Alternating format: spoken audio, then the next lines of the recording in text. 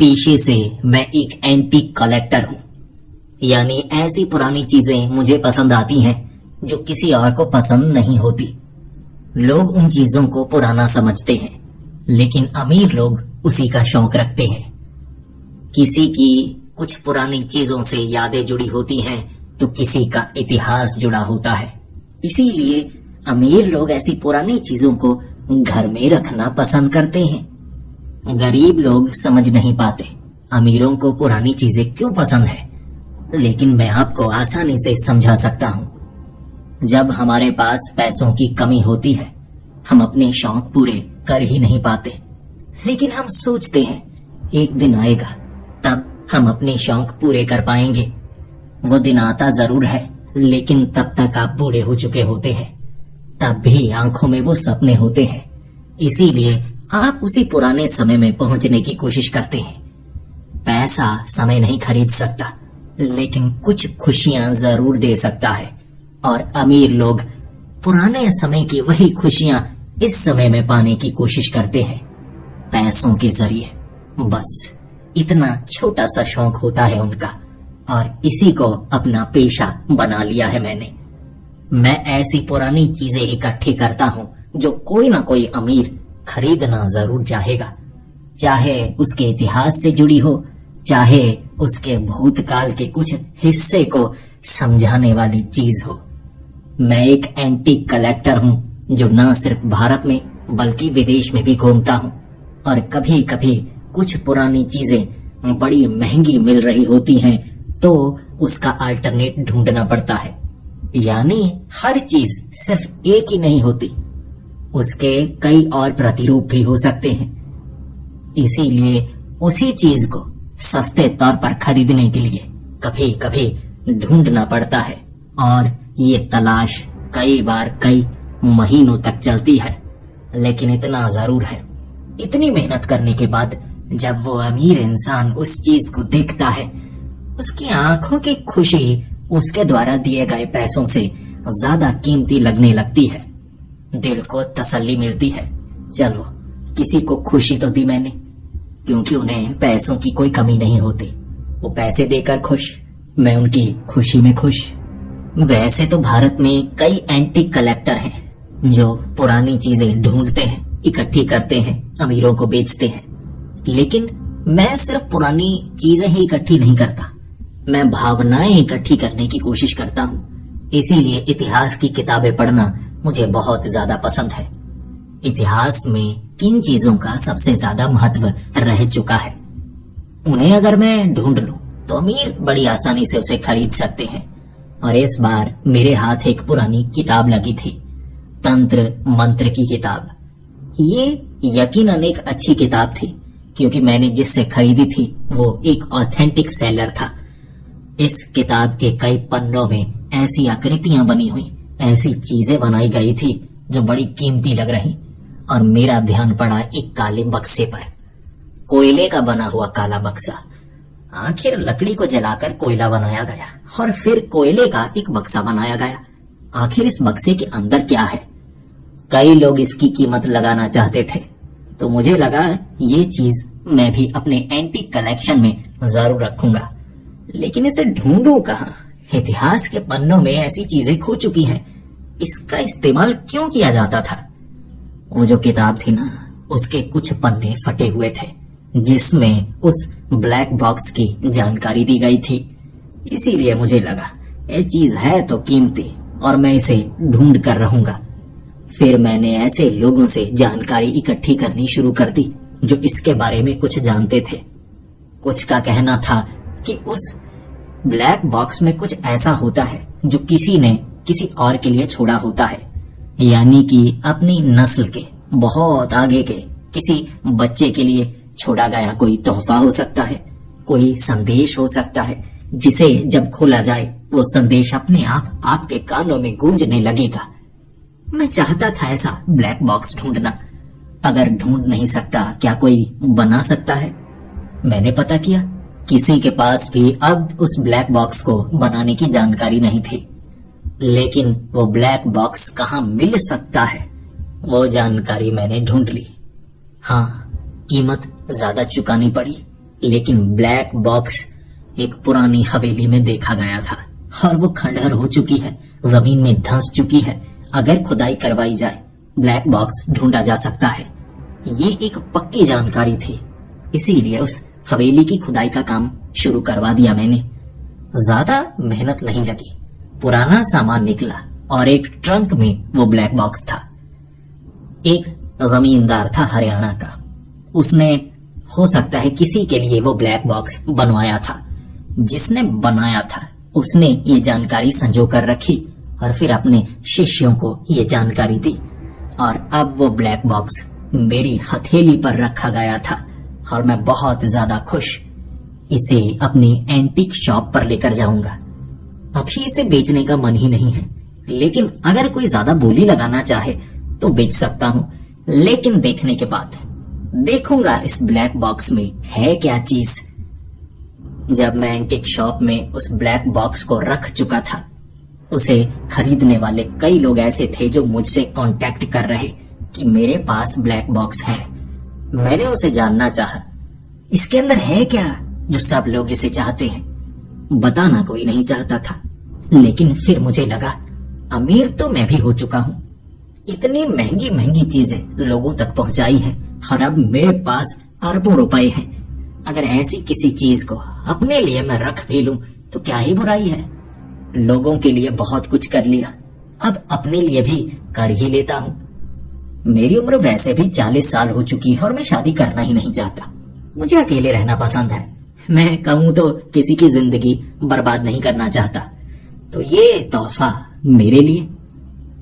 रात के 11 बजे का वक्त था और मैं ऐसी किसी भी एंटीक चीज को रात के अंधेरे में ही छूना पसंद करता था, क्योंकि जो डर का आभास होता है वो भी एक भावना की तरह बहने लगता है, और भावनाओं से ही तो इंसान बना है, वरना मशीन भी ये सब तो कर ही सकती है जो इंसान करते हैं। हम में भावनाएं हैं जो हमें जिंदा रखे हुए हैं। बॉक्स को सामने रखा मैंने, कोयले से बना हुआ था। सूंघ कर देखा मैंने, लकड़ी ही लगती है। लकड़ी को जलाया गया और कोयला बनाया गया, और फिर इस बॉक्स को बनाया कैसे गया, जोड़ा कैसे गया होगा। कीले तो नहीं है इसमें। चलो देखते हैं इसके अंदर क्या है। मैंने उस ब्लैक बॉक्स को सही तरीके से खोला था। बीच में अपना नाखून फंसाना है, ऊपर की तरफ खींचना है, एक स्टिक बाहर की तरफ आएगी, उस स्टिक को खींचकर अलग कर देना है। अब आसानी से इसका ढक्कन खोला जा सकता है। और जैसे ही मैंने ब्लैक बॉक्स के उस ढक्कन को खोला, पता नहीं क्या था उसमें, मुझे तो समझ ही नहीं आया। उसके अंदर कुछ नहीं था, वो ब्लैक बॉक्स खाली था। लेकिन एक जादुई केमिकल रिएक्शन जैसा हुआ। वो ब्लैक बॉक्स जो कोयले का बना हुआ था वो राख में बदल गया। राख मेरे हाथ में पड़ी थी और कुछ नहीं था। मैंने इधर उधर झांका, ये क्या हुआ? क्या किसी गैस ने ऐसा किया? अरे कोयला था, राख में कैसे बदल गया? राख से मेरा पूरा हाथ सन चुका था। मैंने वो राख को एक पैकेट के ऊपर रखा। अरे यार, ये क्या काली काली राख, हाथ भी पूरा काला काला सा हो गया। अब ऐसा करता हूँ, हाथ झाड़ता हूँ और धो लेता हूँ। फिर मैं बाथरूम में गया हाथ धोने के लिए। वो राख हाथ से साफ तो हो गई, लेकिन कलाई पर जैसे लगी रह गई और ऐसा लग रहा था जैसे वो मांस पर चिपक चुकी है। मैंने अच्छे से अपनी कलाई को धोया, लेकिन अब राख मेरी कलाई से साफ हो ही नहीं रही थी और एक अजीब सा निशान बन चुका था। एक तारीख मेरी कलाई पर छप चुकी थी, 6 महीने बाद की एक तारीख। मैं देखता रह गया, ये क्या? ये तो ऐसा लग रहा है जैसे टैटू हो चुका है और बिल्कुल लाल लाल सा रंग है, बिल्कुल आस पास जैसे कोई रिएक्शन हुआ हो। ये क्या? इसके बाद मैं सीधा डॉक्टर के पास पहुंचा और डॉक्टर को दिखाने लगा। डॉक्टर ने कलाई देखी और ये मुझे कहा कि ये किसी तरह का रिएक्शन नहीं है, तुमने जो टैटू बनवाया है ये उसके कारण हुआ है। मैंने कहा डॉक्टर, मैंने कोई टैटू नहीं बनवाया, राख थी जो मेरी कलाई पर गिरी हो, उसके बाद ऐसा हो गया। डॉक्टर मुस्कुराकर कहने लगे थे, देखिए आप मजाक कर रहे हैं, राख कलाई पर गिरे और अंदर टैटू की तरह ऐसे निशान बन जाए, ऐसा तो हो नहीं सकता। मैं घबरा चुका था। इसके बाद एक बात तो मैं समझ चुका था, वो ब्लैक बॉक्स में कुछ तो ऐसा था जिससे मेरी कलाई पर ये निशान बन चुके हैं। तो मैं किसी अपने दोस्त से बात करता हूँ जिसे ब्लैक बॉक्स के बारे में कुछ तो पता हो, ये तो पता हो ये क्या चीज है। मैंने अपने 2-3 दोस्तों से बात की और 1 हफ्ता मेरा इसी चीज में निकल चुका था। आखिर मेरी कलाई पर ये क्या हुआ है। ज्यादातर तो कह रहे थे ये किसी तरह का कोई टैटू है, लेकिन ये राग के कारण नहीं हो सकता। जब तुम सोए थे कोई गर्लफ्रेंड तुम्हारी कलाई पर टैटू तो बनाकर नहीं चली गई, या किसी लड़की के साथ थे, कुछ नशीली दवा खा ली हो, तुम बेहोश थे और उसने बदला लिया, ऐसा तो नहीं। मैंने कहा नहीं नहीं ऐसा नहीं हुआ, मैंने ब्लैक बॉक्स खोला था। उसके बाद ब्लैक बॉक्स राख में बदल गया और मेरी कलाई के ऊपर ये तारीख छप गई। इसके बाद मुझे अगले ही दिन फ्लाइट लेकर लंदन जाना पड़ा। कुछ ऐसे एक्सपर्ट्स हैं मेरी नजर में जो इसके बारे में जानते होंगे। उन्होंने मुझे ब्लैक बॉक्स की पूरी जानकारी नहीं दी थी, लेकिन ये कहा था कि ब्लैक बॉक्स तुम्हारे हाथ लगा तो हम उसे खरीदना चाहते हैं। जो खरीदना चाहेगा उसे कुछ तो पता होगा। अब कोई मेरी मदद तो करेगा, मैं कीमत चुकाने को तैयार हूँ। अपने एक ऐसे ही साथी से मिलने के लिए लंदन उसके घर पहुंच गया। सीधा सरप्राइज दिया था। वो बहुत खुश कि आज यहाँ आए हो, कुछ अच्छी चीज लेकर आए होगे या मुझसे कुछ अच्छी चीज लेने के लिए आए होगे, बता दो। मैंने कहा ना मैं खरीदने के लिए आया हूँ ना मैं बेचने के लिए आया हूँ, मुझे तुम्हारी मदद चाहिए। मुझे लगता है मैं किसी बड़ी मुसीबत में हूँ। उसने कहा मुसीबत में हो तो बताओ, अगर मैं कुछ भी कर सकूं। मैंने अपनी कलाई उसके सामने दिखाई और कहा तुम वो ब्लैक बॉक्स खरीदना चाहते थे ना। उसने कहा हाँ। मैंने कहा मेरे पास था वो ब्लैक बॉक्स, लेकिन मैंने उसे अपने लिए रखा और मैंने उसे खोला। देखो उसे खोलने के बाद वो राख में बदल गया और ये क्या हुआ है। मैंने उसका उतरता हुआ चेहरा देखा। उसने अपने मुंह पर हाथ रखा और फिर वो कहने लगा अरे यार तुमने खुद ही खोल लिया बेवकूफ, सीख तो लेते, पता तो कर लेते। किसी भी बॉक्स को खोलने से पहले उसकी जानकारी तुम्हारे पास होनी चाहिए, उसके अंदर क्या है। तुमने मुसीबत अपने गले में डाल ली। अब बैठो मैं तुम्हें बताता हूँ। देखो डरना मत और सदमे में मत चले जाना। देखो मेरी बात समझने की कोशिश करो। कुछ राज है मैं नहीं बता सकता, लेकिन अब तुम्हें बताने होंगे, अब तुम्हें समझना होगा। मुझे उसने सोफे पर बिठाया। ये लॉन था उसके घर के आगे। फिर वो मुझे बताने लगा ब्लैक बॉक्स एक तरह का श्रापित बॉक्स कहा जाता है, यानी इसे तोहफे के तौर पर किसी को दिया जाता है जिससे आप बदला लेना चाहते हैं। ब्लैक बॉक्स एक श्राप है जिसे ये दिया जाता है, वो इसे अगर खोल ले तो ये श्राप उसे लग जाएगा। उस ब्लैक बॉक्स की राख बन गई ना। मैंने कहा हाँ। उसने कहा तो वो खत्म हो गया, तुम्हें श्राप दे गया और इस श्राप की कोई काट नहीं है। जो तुम्हारी कलाई पर तारीख बन चुकी है ना, ये तुम्हारी मौत की तारीख है, तुम मरने वाले हो मेरे दोस्त। उसकी ये बात सुनकर मैं सोफे से खड़ा हो गया। ये क्या मजाक है, क्या कहना चाहते हो। ये श्राप है और मैं इस तारीख को मर जाऊंगा। ऐसा नहीं, कोई तो काटने का तरीका होगा ना। उसने कहा काटने का तरीका होता तो किसी और को भी मदद मिल चुकी होती ना। ब्लैक बॉक्स जिसे दिया जाता है उसके बाद उसका बचना संभव हो जाता है। इस ब्लैक बॉक्स में 6 महीने का समय मिला है तुम्हें, कोशिश कर लो। जानकारी इकट्ठी करना चाहते हो तो कर लो, लेकिन मेरी मानो तो जिंदगी जियो। ये 6 महीने हैं तुम्हारे पास। इस श्राप को काटा ही नहीं जा सकता। यह प्राचीन तंत्र मंत्र वाला श्राप है। मैं उससे झगड़ा कर चुका था क्योंकि वो कैसी मनूस बातें किए जा रहा। मैंने उसे कहा इतनी मनूस बातें मत करो। झगड़ा करके उसके घर से निकला और फिर मैंने सभी दोस्तों को फोन घुमाना शुरू कर दिया। कभी कभी आपकी ईगो आगे आ जाती है कि उससे बात नहीं करनी, वो जबान का कड़वा है, वो मेरा दोस्त नहीं है। लेकिन जब बात अपनी जान पर बनी हो, आप गिड़गिड़ाने लगते हैं, आप हाथ जोड़ने लगते हैं। मेरी हालत ऐसी हो चुकी थी। जिसने भी मुझे ये कहा था कि ब्लैक बॉक्स मुझे दे देना, कोई भी कीमत मैं देने को तैयार हूं। मैं उससे मिला और हर एक का जवाब लगभग एक जैसा। ब्लैक बॉक्स यानी कि कत्ल का तरीका, और ऐसा तरीका जिसके बारे में सबूत इकट्ठे किए ही नहीं जा सकते। जिसने ब्लैक बॉक्स खोला, समझो वो मारा गया।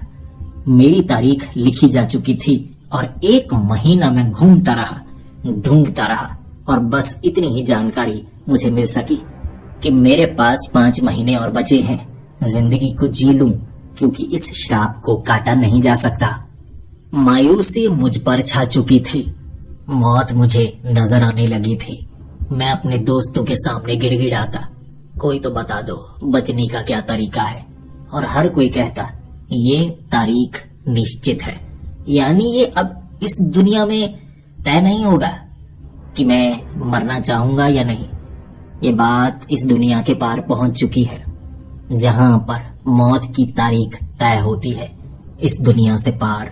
और वहां जाने का एक ही तरीका है, मरकर जाना। यानी अब मुझे बचाया नहीं जा सकता था, तो मैंने नए तरह की कोशिशें शुरू कर दी। तांत्रिक, जादूगर, उन सब से मैं मिलने लगा। वो तंत्र मंत्र का इस्तेमाल करते, जादू का इस्तेमाल करते, लेकिन कलाई पर लिखी इस तारीख को मिटाना असंभव था।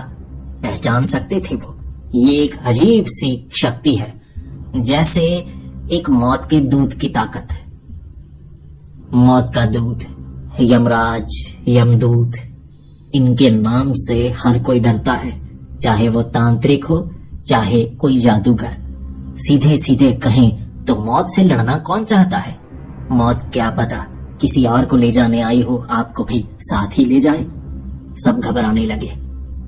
2 महीने निकल चुके थे और अब मैं अपनी जिंदगी जीना चाहता था। 4 महीने बचे हैं। पैसे मैंने बहुत कमाए हैं, जिंदगी को जी ही नहीं पाया। क्या करूं मैं? जब समय कम हो, उम्मीद बिल्कुल न बची हो, आपको किसी चीज में मजा आता ही नहीं। मौत की तारीख पता लग जाए तो जीने में मजा ही नहीं आता। अब कैसे जिंदगी को अच्छा बनाता? मैं तो बस बचने की कोशिश करना चाहता था। बस मैं जिंदा रहना चाहता हूँ, मैं जिंदा रहना चाहता हूँ, दोबारा से जिंदगी जीना चाहता हूँ। जो गलतियां मैंने की हैं उसे दोहराऊंगा नहीं, बल्कि इस बार अच्छे से जिंदगी को जीऊंगा। अब काम नहीं करूंगा, इतने पैसे तो कमा चुका हूँ। जो अच्छा लगता है वो करना चाहूंगा। लेकिन मौत नजदीक आती जा रही थी। चाल धीमी थी, लेकिन पता था वो कब मेरे दरवाजे पर दस्तक देगी। मैं तो अपने दोस्तों से एक एक करके मिलने लगा। हर किसी को अलविदा कहता जा रहा था। जो जानने वाले थे, पहचानने वाले थे, जिन्हें पता था मैं मरने वाला हूँ, वो भी रोए, मैं भी रोया। एक एक करके सबसे मिलने के लिए जा रहा, चाहे वो मेरे दोस्त हों, चाहे दुश्मन हो, लेकिन हर किसी से एक बार मिल लेना चाहता था। मैं यूएसए भी गया था, एल्बर्टो जूनियर से मिलने। उसके पिता से मेरी दुश्मनी थी, लेकिन पहले कभी हम दोस्त हुआ करते थे। वो पुराने किस्से उसके पिता के मैं उसके सामने दोहराने लगा था और फिर कहने लगा था, ऐसा दोस्ती को दुश्मनी में कैसे बदल देता है, पता ही नहीं चलता। जब तुम्हारे पिता जिंदा थे ना, पहले तो अच्छे दोस्त हुआ करते थे, लेकिन फिर हम में झगड़ा हो गया। मैं उन्हें दुश्मन मानने लगा। लेकिन सच बताऊं, जब उनकी मौत हुई थी ना, मुझे बहुत झटका लगा था। ऐसा लगा था कि कोई अपना चला गया। दुश्मन की तरह देखा करता था, लेकिन दोस्त थे वो मेरे। मैंने एल्बर्टो जूनियर से बहुत सारी बातें की। फिर उसके पास थी मेरे लिए कहने के लिए कुछ था। उसने मुझे अपने पिता की कुछ किताबें दिखाई। वो रिसर्च कर रहा था। वो अपने पिता के एंटीक सामान को इकट्ठा कर रहा था और उसमें ब्लैक बॉक्स की जानकारी भी थी। वो किताब जिसमें सभी पन्ने मौजूद, स्पेशली ब्लैक बॉक्स की जानकारी। उन पन्नों में यह भी लिखा था, एक तरीका बचने का। जब उसकी जबान पर ये शब्द आए थे ना, एक तरीका बचने का, बस उम्मीद नजर आई और एक चिंगारी काफी होती है। मैंने उसके सामने अपनी बाहें फैला दी। मदद करो मेरी। मैं मानता हूं मैं तुम्हारे पिता का दुश्मन था, लेकिन क्या तुम मदद करना चाहोगे? मैं जबरदस्ती नहीं करना चाहता। उसने कहा, मेरे पिता आपकी तारीफ किया करते थे, कहते थे दोस्त भी बिल्कुल अच्छा, जब दुश्मन बना वो भी बिल्कुल अच्छा, यानी नियमों का पालन किया करता था। लेकिन मेरा मानना है आप अच्छे दोस्त ही थे। किसी गलत फहमी के कारण आप में दुश्मनी आ गई। मेरे पिता आपको अच्छा मानते थे, तो मैं आपकी मदद करूंगा।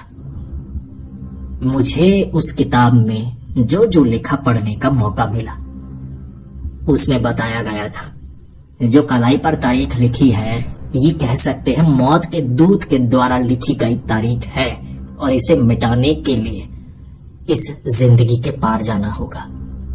मैं सोचने पर मजबूर, पार जाना होगा यानी मरना होगा।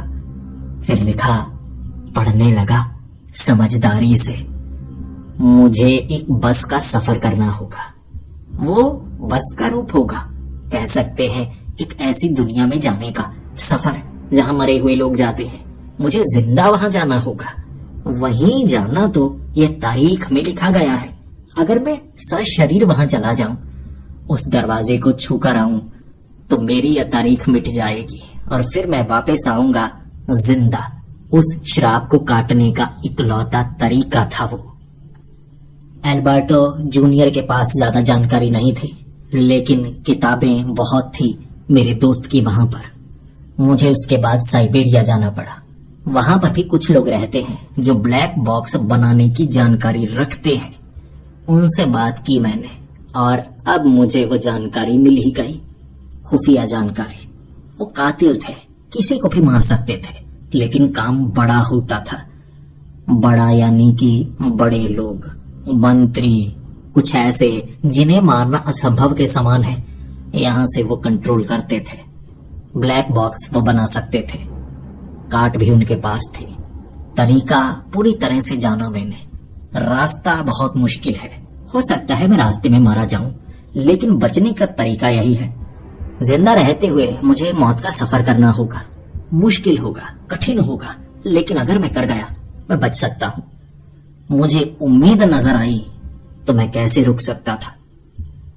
तरीका था एक गुफा को ढूंढना। जमीन के नीचे लगभग 10 फुट गहरी गुफा होनी चाहिए। जगह चौड़ी होनी चाहिए। वहां पर मुझे एक रस्म को निभाना होगा। पानी एक बड़े से टब में भरना होगा। मुझे उसके अंदर लेटना होगा।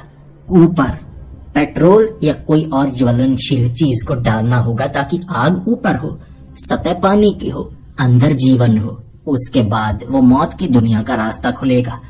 आसपास मोमबत्ती, दिए, बहुत सी चीजें और रखनी होंगी। खून के छींटे डालने होंगे। मुझे ये मुश्किल काम करना था। मैंने एक गुफा को ढूंढा और मैं ये सब कुछ भारत में ही करना चाहता था, बिना किसी की मदद के। उस गुफा में पानी का बड़ा टब, सब कुछ, और ऊपर डाला गया पेट्रोल। और मैं पानी में जब ऊपर आग लगाई थी, मुझे उस आग और पानी की परत में कुछ अजीब नजर आया। जैसे पानी और आग के बीच कुछ हो जो चौड़ा हो रहा है, जो खुल रहा है। धीरे धीरे मुझे इस दुनिया के पार दूसरी दुनिया का रास्ता नजर आने लगा। और फिर एक झटके में पानी गायब, आग गायब। और जब मैं उस टब से बाहर निकला, तब इस गुफा में एक बस, जंग खाई पुरानी बस थी वो। क्या बताऊं, जब टायर थे वो लोहे के थे, रबर के नहीं थे। लेकिन यहां पर वो बस कैसे आई? मुझे इस सवाल का जवाब देने वाला कोई नजर नहीं आ रहा था, लेकिन मुझे इस बस पर चढ़ना था। मौत की दुनिया तक जाना होगा। वो सीधा आगे उस दरवाजे तक जहां से वापस नहीं आया जा सकता, और उस दरवाजे को छूने का ही श्राप है। मरकर वहां जाता, लेकिन अब मुझे जिंदा जाना है। श्राप कटा, मुझे वापस आना है तो बचूंगा। जल्दी से छलांग लगाकर बस पर चढ़ गया मैं। जो खिड़कियां थी वहां कांच नहीं लगा था। जो सीट थी वहां सिर्फ लोहा लगा, वो भी जंग खाया हुआ। कबाड़ बस लग रही थी। मैं ये भी सोच रहा कि अगर दूसरी दुनिया का सफर तय करना है तो बस ही क्यों, ये चीज ही क्यों? एक अजीब सवाल था, लेकिन आपके दिमाग में भी यही आ रहा होगा। मेरे दिमाग में भी यही आया, लेकिन इसका जवाब मिलने वाला नहीं था। हर चीज का जवाब नहीं मिलता। मैं बैठा अपनी सीट पर। ना कोई ड्राइवर था, ना स्टीयरिंग था। आराम से बैठा। फिर अपने आप वो बस थोड़ी सी हिली। गुफा बहुत छोटी थी। बस अगर हिलती भी तो जाती कहां? लेकिन मुझे नजर आया वो कहां गई। वो बस दीवार के जरिए जमीन के अंदर जाने लगी। ऐसा लग रहा था गुफाएं ही गुफाएं हों, या जमीन के नीचे, बहुत नीचे और नीचे। बस को चला कौन रहा था? मुझे तो कोई नजर ही नहीं आ रहा, ना कोई ड्राइवर ना कोई कंडक्टर। ऐसे बस शांति से चल रही, नीचे नीचे और नीचे। अब एक इतनी संकरी सुरंग थी कि वो बस जैसे फंस गई हो। बस रुकी हुई थी, हिल ही नहीं रही। 10 मिनट बीत चुके थे। ऐसा लगने लगा जैसे यहाँ घुटन होगी, सांस ली नहीं जाएगी। अरे दूसरी दुनिया है, मैं तो जिंदा हूँ, सांस घुटने से भर गया तो क्या होगा? ये सोचकर डरता डरता मैं आगे ड्राइवर सीट के पास गया। ये देखना चाहता था कि आगे कौन है, लेकिन ड्राइविंग सीट पर कोई बैठा ही नहीं था। फिर मुझे वहां हल्की हल्की हवा महसूस हुई। आगे स्टीयरिंग के पास जैसे हवा पड़ रही, भाप थोड़ी थोड़ी जम रही, कोई जैसे सांस ले रहा हो, लेकिन नजर तो कोई नहीं आ रहा था। जब आवाज आई ना, मेरे रोंगटे खड़े हो गए। तुम्हें अपनी सीट पर बैठ जाना चाहिए। ये आवाज सुनकर मैं घबरा गया, लेकिन समय घबराने का नहीं था। मैं इस बस का सफर करूंगा, कोई हो बताने वाला, तब ज्यादा अच्छा रहेगा। तो मैंने डरते डरते कहा, देखिए मैं नया हूं, मुझे कुछ पता नहीं है। तो उसने खुद ही बता दिया, तुम जिंदा हो, तुम मरे हुए नहीं हो, तुम अपनी मर्जी से आए हो, तुम्हें ले जाया नहीं जा रहा। इसीलिए यहाँ तुम्हारी मर्जी चल सकती है तुम्हारे ऊपर, लेकिन याद रखना, अगर तुमने गलती की मर जाओगे यहीं। फिर हमारे नियमों के हिसाब से चलना होगा। तो जो नियम है उसका पालन करो तो सुरक्षित रहोगे। मैंने कहा, जी बताइए नियम क्या है जी? फिर उसने कहा, जब बस रुकी हुई हो, खिड़की से बाहर मत झांकना, किसी भी हिलती हुई चीज को मत देखना। कुछ भी हो सकता है जो तुम्हें खिड़की से बाहर खींच सकता है। अगर कोई तुम्हारा नाम लेता है तो उससे बात मत करना, फिर मत कहना तुम भी उसके जैसे बन गए। और इस बस पर कभी मत सोना, ऐसा ना हो तुम सोए उसके बाद कभी उठ ही नहीं पाए। चाहे जो हो जाए, सोना मत। कोई नाम पुकारे तो बात मत करना, और बस रुकी हो तो बाहर मत झांकना, जब चल रही हो तब सुरक्षित है। मैंने वो नियम सुने और फिर मैं चुपचाप अपनी सीट पर आकर बैठ गया। मैं दूर से ये जानना चाहता था आवाज लगाकर कि बस कब चलेगी, लेकिन हिम्मत ही नहीं हुई। फिर अपने आप बस चलने लगी और अब बस नीचे नहीं ऊपर की तरफ जा रही थी। ऊपर सतह पर, लेकिन सतह वैसी नहीं थी जैसी होनी चाहिए थी। आसपास तबाही का मंजर था, टूटी हुई इमारतें जैसे जंग हुई हो, हर तरफ तबाही, धुआं, आग, तपिश, पेड़ पौधे तो नजर ही नहीं आ रहे थे। तब मुझे एहसास हो गया मैं किसी और ही दुनिया में हूं। ऐसी तबाही धरती पर तो कभी नहीं मची। बस चल रही थी तो मैं बाहर देख पा रहा था।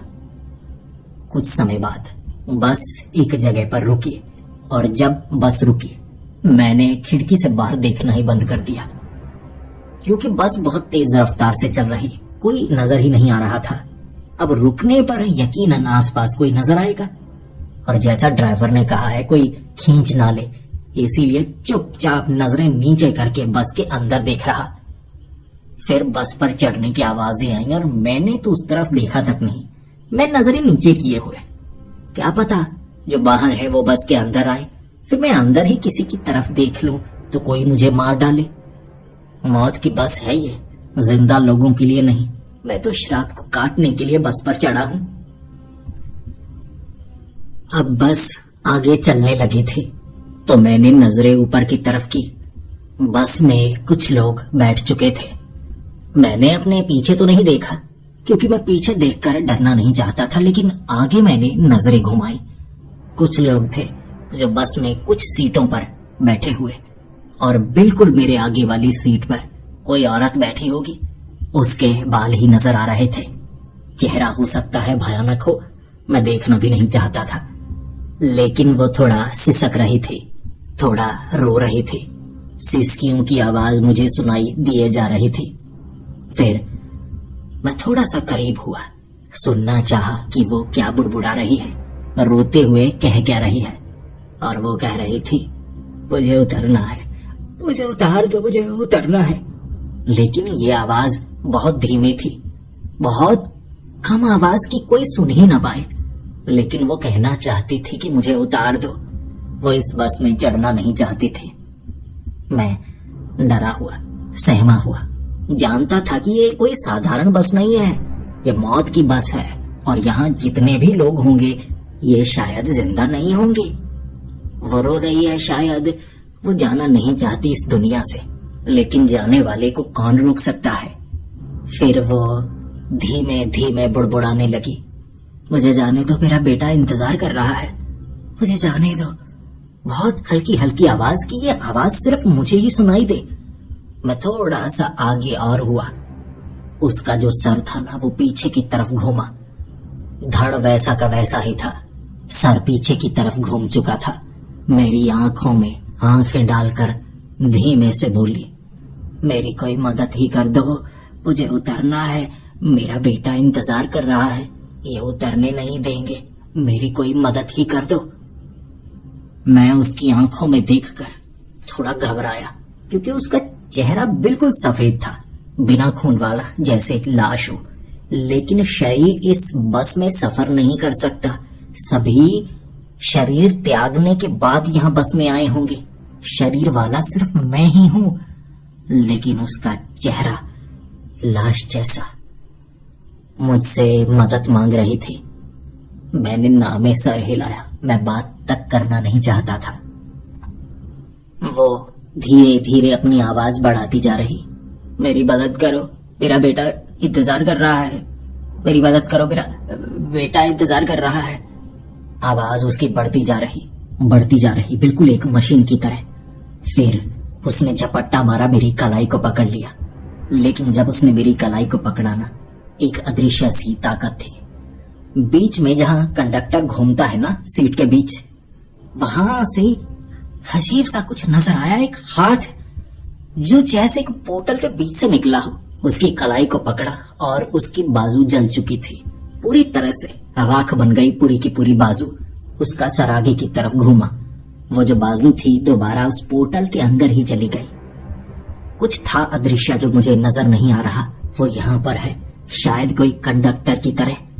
वो सुरक्षा कर रहा है या सबको सीट के साथ बांधे हुए है। ये उससे बात कर रही थी, यकीनन उसी से।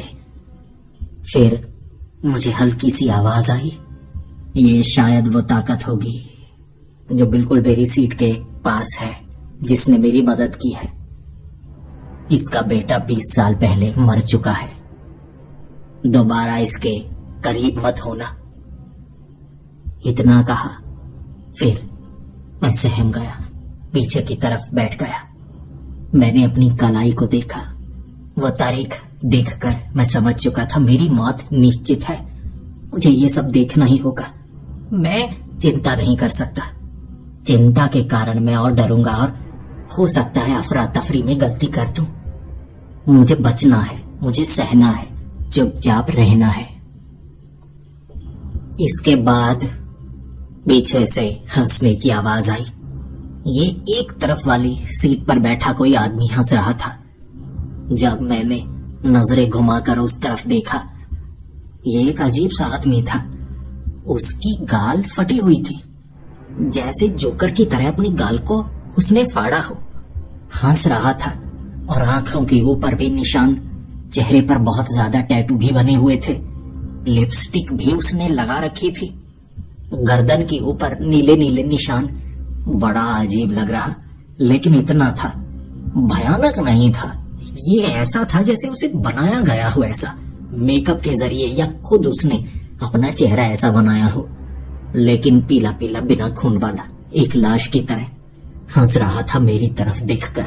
हंसे जा रहा, और जब भी मैं इधर उधर झांकता वो हंसने लगता। मेरी नजर बाहर जा रही थी। बाहर दृश्य ऐसा था जैसे पूरी दुनिया खत्म हो रही हो। गुरुत्वाकर्षण कम लग रहा था कि जमीन से पत्थर भी हवा में ऊपर की तरफ उठ रहे थे और आसमान निगल रहा हो जैसे जमीन को। वो दृश्य बार बार मेरा ध्यान खींच रहा, लेकिन उसकी हंसी बीच में से मुझे डरा देती। वो मेरी तरफ देखकर डरे जा रहा था। मैंने उसे पूरी तरह से इग्नोर कर दिया। तब अचानक उसने मेरा नाम लिया। जयकांत। क्या हुआ जयकांत? परेशान हो गए? जैसे ही उसने मेरा नाम लिया, मैं उसकी तरफ मुड़ा। मुझे समझ में ही नहीं आया उसे मेरा नाम कैसे पता, लेकिन फिर मुझे वो नियम याद आया जो मुझे ड्राइवर ने बताया था। अगर कोई नाम ले तो जवाब नहीं देना है। मैंने जवाब बिल्कुल नहीं दिया था, लेकिन मैं उसकी तरफ देखा, और इसे भी तो जवाब ही कहते हैं। जब कोई आपकी तरफ देख रहा हो और आपको आवाज लगाए, आप चाहे बोले ना, उसकी तरफ देखें, ये एक जवाब की तरह ही होता है कि हाँ बताओ। मैंने उसकी तरफ देखा तो वो हंसने लगा। फिर उसने अपना मुंह खोला। उसकी जबान कटी हुई थी। कटी हुई जबान से वो कैसे बोल रहा था मैं नहीं जानता, लेकिन अब वो अपना मुंह खोलता चला गया। गाल उसकी फटी हुई थी। उसका सर पीछे उसकी पीठ से लग गया। मुंह इतना बड़ा खुला कि जबड़ा पूरी तरह से डिसलोकेट हो चुका था। अब उसका गला ऊपर की तरफ नजर आ रहा, खुला हुआ। वो दृश्य बहुत ज्यादा अजीब था। मैं कह सकता हूं घिनौना दृश्य। फिर उसका शरीर जला। जो ताकत हमारी सीट के बिल्कुल बीच थी ना, वो रोक रहे थे। मैं तब तक सुरक्षित था जब तक अपनी सीट पर बैठा हूं। कोई मुझे नुकसान नहीं पहुंचा सकता। वो सुरक्षा मुझे मिली। वो मेरी तरफ आना चाहता था, लेकिन उसे रुकना पड़ा। लेकिन अब वो समझ गया वो मुझे नुकसान नहीं पहुंचा सकता। फिर वो बोला, हम दोनों एक साथ मरे थे, लेकिन मैं हार गया। इतना कहा उसने, और उसके बाद वो चुप होकर बैठ गया। मैं ये बात समझ नहीं पाया। क्या मतलब हम दोनों एक साथ मरे थे? वो कहना क्या चाहता है? मैं मरा नहीं हूं, मैं तो जिंदा हूं। लेकिन यहां जो मेरी समझ में आ रहा, वो मेरी सोच से अलग था। इसीलिए चुपचाप बैठने में मैंने समझदारी समझी। चुप बैठा रहूंगा। हो सकता है मुझे बहकाया जा रहा हो, लेकिन चुपचाप इस सफर को तय करना है, उस दरवाजे तक। वो दरवाजा। मैं वहीं बैठा इंतजार करता रहा, और कुछ समय कोई हरकत नहीं हुई, और वो हंसने वाला आदमी चुपचाप बैठा हुआ। आगे बैठी वो बुड़बुड़ाने वाली, वो रोने वाली औरत भी अब पूरी तरह से चुप हो चुकी थी। बाहर समय समय पर बस रुकती, लेकिन कोई चढ़ता नहीं। इतनी ही सवारी थी, लेकिन उसके बावजूद बस रुकती जरूर। और जब रुकती, मुझे ऐसा महसूस होता बस के बाहर कोई रेंग रहा है। मैं खुद को समझाता और नजरें नीचे करके बैठा रहता। जब बस चलती, हर बार दृश्य भयानक नजर आता। एक बार तो ऐसा था जैसे जमीन लावे की बनी हो। तपिश भी महसूस हो रही थी, उसी के साथ रोशनी भी, जैसे धरती फट गई हो, टूट रही हो, ऐसा दृश्य। मैं जानना चाहता था ऐसा क्यों? क्या भविष्य में ऐसा होगा, या इतिहास में ऐसा हुआ था, या ये दुनिया ही अलग है, मौत की दुनिया जहां सब कुछ भयानक है। लेकिन मैं पूछता किससे? इसीलिए चुप रहा मैं। फिर थोड़ा आगे की तरफ भी झांका कि यहाँ कितने लोग बैठे हैं। कुछ अजीब थे, लेकिन कम ही देखा मैंने। आगे वाली सीट बिल्कुल जो मेरे साथ थी, वहां मुझे लगा कोई है, कोई तो है। मुझे हल्का हल्का सीट का हिलना महसूस हुआ। सांस की आवाज सुनाई दी। कोई अदृश्य था कोई अदृश्य वहां पर बैठा हुआ। और क्या मुझे उस तरफ नहीं देखना है? क्या कुछ नहीं करना है? अब तो हिलने में भी डर लगने लगा था। जिसके बाद मुझे वैसा ही कुछ मेरे साथ वाली सीट पर महसूस हुआ। बिल्कुल मेरे साथ कोई था। सांस की आवाज, सीट का हिलना, दबाव, एक भारीपन मैं साफ महसूस कर पा रहा था। इसीलिए मैं खिड़की वाली साइड सिमट चुका था। मैं सिमटा, डरा हुआ। मेरी सांस रुकने को आ गई कि कोई तो है मेरे साथ। अगर मैंने गलती की, हो सकता है वो मुझे मौत के घाट उतार दे। मुझे लगा किसी से बात तो करनी होगी ना। किसी ने मेरा नाम नहीं पुकारा था, मैंने कोई जवाब नहीं दिया था। मैं अपनी सीट पर बैठा था, लेकिन कोई ताकत है जो हमें बचा रही है। शायद कोई इस तरफ आ चुका है, मुझे बताना होगा। मैंने उस तरफ आवाज लगाई। मैं खड़ा हो सकता था, वहां पहुंच सकता था, क्योंकि मेरा शरीर मेरे साथ था। मैं अभी मरा नहीं था, बाकी ऐसा नहीं कर सकते थे। वहां खड़ा होकर मैंने कहा, जी सुनिए, कोई है, मेरी मदद कीजिए। कोई मेरी सीट पर आ चुका है, किसी ने नियम तोड़ा है, वो मुझे कुछ भी कर सकता है। फिर मुझे एक चेहरा नजर आया, जैसे बीच में से एक पोर्टल बना हो। मुझे वो चेहरा बड़ा भयानक लगा, मैं बता नहीं सकता कैसे। चेहरे पर आंखें ही आंखें थी और आंखों का ही मुंह बना हुआ। बड़ी लंबी छोटी हर तरह की आंखें। और फिर आंखें हिली और उससे आवाज आई, चिंता मत करो, वो तुम्हारा भविष्य है। तुम्हारी मौत तुम्हारे साथ बैठी है, लेकिन तुम अभी जिंदा हो। अगर तुम मरोगे तो यहाँ बैठोगे तुम, ये तुम्हारी जगह है। अब मुझे खुद से भी डर लगने लगा था। अगर मैं मरा तो इसी सीट पर बैठूंगा, मुझे इसी सफर पर दोबारा जाना होगा। सहमा हुआ बैठा था, लेकिन अचानक बस एक जगह पर रुकी। दरवाजा खुला था, लेकिन इस बार बस में कोई चढ़ा नहीं, बल्कि पानी भरने लगा।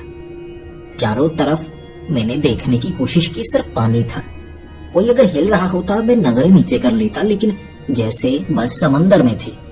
बस में पानी भरने लगा, कोई नहीं हिल रहा था सिवाय मेरे। कमर तक पानी जब भर चुका, मुझे गीला गीला महसूस हुआ, लेकिन मुझे लगा मैं कर ही क्या सकता हूँ। जब कंधे तक पानी आ चुका था, मैंने खुद को समझा लिया था, ये बस कुछ समय में चल पड़ेगी। जब सर से ऊपर पानी हुआ तो मैं सांस ले ही नहीं पा रहा। मुझे ऊपर की तरफ होना पड़ा सांस लेने के लिए। जैसे जैसे बस में पानी भरता जा रहा था, मैं पैर रखकर सीट पर खड़ा हो चुका। बाकी सब मरे हुए थे, वो सीट पर बैठे, लेकिन मुझे खड़े होकर ऊपर तक सांस लेने की कोशिश करनी पड़ी। इतनी सी जगह बची थी जहां पर पानी नहीं भरा था। मैं सांस लिए जा रहा और फिर मैंने आवाज लगाई, सांस नहीं ले पा रहा, मैं सांस नहीं ले पा रहा, बस को चलाइए। किसी ने कोई जवाब ही नहीं दिया। पानी ऊपर तक था। फिर अचानक पूरी बस में पानी भर गया और मैं अपनी सीट पर ही।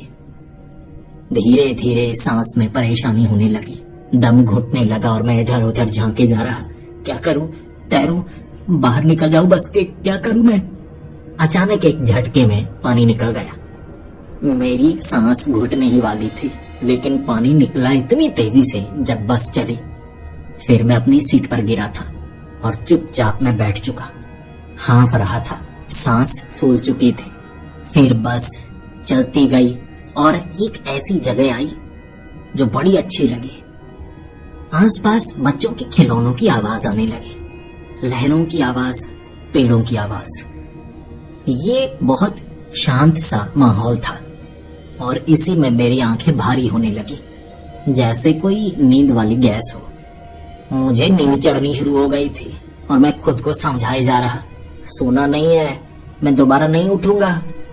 जब नींद हावी होती है, आप उठने की जितनी कोशिश करें, नींद से निकलना बहुत मुश्किल हो जाता है। मेरे साथ भी ऐसा ही हो रहा था। मैं उठने की कोशिश करता रहा, लेकिन आंखें बार बार बंद होती। मैंने अपना सर जोर से अपने आगे वाली सीट पर मारा। लोहे पर जब सर टकराया, आवाज हुई। सब मेरी तरफ देख रहे, लेकिन उस दर्द के कारण भी मेरी आंखें भारी होना बंद ही नहीं हो रही। मैंने अपनी हथेली को काटना शुरू कर दिया, अपनी बाजू को काटना शुरू कर दिया। जोर जोर से मैं हिलता चला गया। कभी एक तरफ वाली खिड़की पर सर मारता तो कभी मैं उल्टा हो जाता। मैं पागलों जैसी हरकतें करने लगा था, लेकिन ये सब था नींद से जागने के लिए।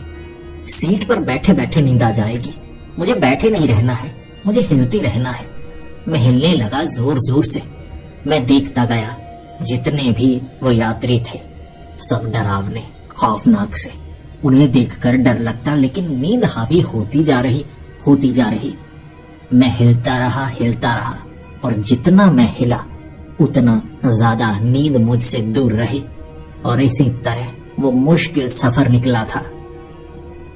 जहां पर बस रुकी वो झटका बड़ा जोरदार, मेरी नींद टूट गई, आंखें ठीक हो गईं, जैसे अब नींद का असर हो ही न रहा हो। पीछे धरती या दुनिया टूटती हुई नजर आ रही और आगे अंधकार था। अंधकार में लगा एक बड़ा दरवाजा। सभी उतरकर उस दरवाजे के पार जा रहे थे, अपने आप बंधे हुए, खींचते खींचते दरवाजे के पार, और मुझे भी बस से उतरना पड़ा।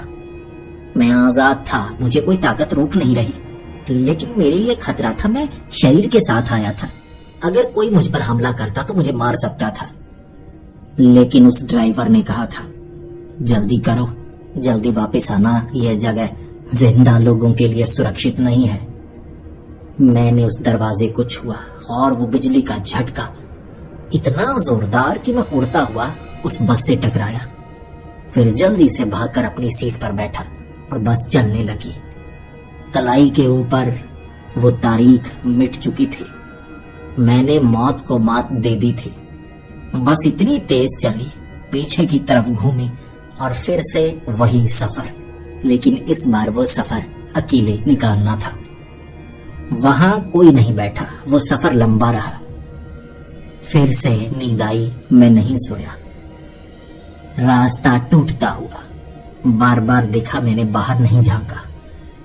मैं मौत से बचकर आया था और फिर एक ऐसा झटका जिसमें मुझे बस से धकेल कर बाहर फेंक दिया गया और मैं उसी गुफा में गिरा था, उसी टब में जो पानी से भरा, और बस गायब हो चुकी थी और मैं सुरक्षित वहां थका हुआ था, वहीं पर सो गया। बड़ी मुश्किल से नींद खुली, शरीर टूट रहा था, लेकिन मौत से मैं बच चुका था।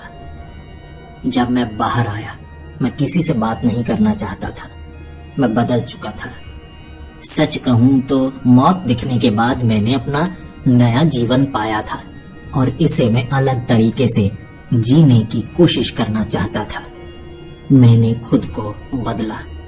3 महीने बाद मुझे उसी तारीख को ये देखना था, मेरी मौत की तारीख जो तय थी, आज होता क्या है, मैं मरता कैसे, मैं ये जान ही नहीं पाया। मैं तो एक रेस्टोरेंट में बैठा खाना खा रहा था। अचानक उस रेस्टोरेंट में कुछ ऐसे लोग आए जो उस रेस्टोरेंट को लूटने के लिए आए थे। गोलीबारी चलाई उन्होंने, जिसके बाद हड़बड़ी में एक आदमी पकड़ा गया। उस आदमी ने खुद को बचाने के लिए इधर उधर गोली चलानी शुरू कर दी थी और इसी गलती में उसने खुद पर गोली चलाई, जो कि सीधा उसकी खोपड़ी में लगी। वो मारा गया। उसकी लाश वहां पड़ी थी और मैंने करीब से उसे देखा जब मैं भाग रहा।